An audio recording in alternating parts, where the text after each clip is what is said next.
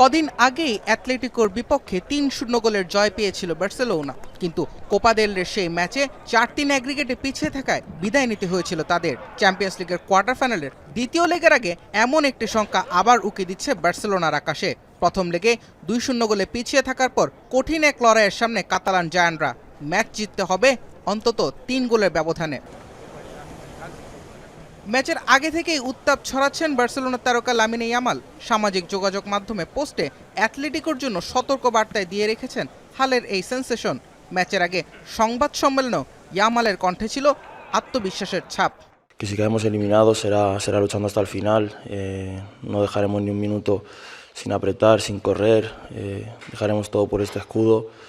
Yo creo que será un partido de 90 minutos o más. অন্যদিকে অ্যাটলেটিকোর অভিজ্ঞ midfielder কোকে আবারও ফেরাতে চান ২০১৪ সালের স্মৃতি। সেবারও বার্সেলোনাকে হারিয়ে উয়েফা চ্যাম্পিয়ন্স লিগের সেমিফাইনালে উঠেছিল অ্যাটলেটিকো, তাই বার্সার বিপক্ষে ম্যাচটা দেখছেন ইতিহাসের অংশ হিসেবে।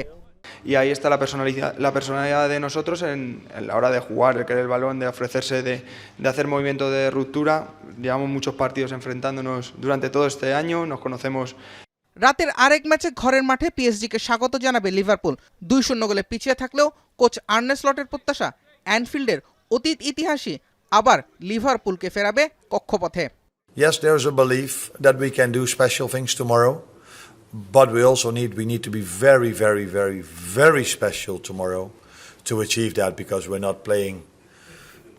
playing against the champions of Europe.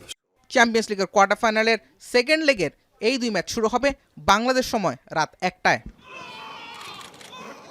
Zubair Ahmed, এখন।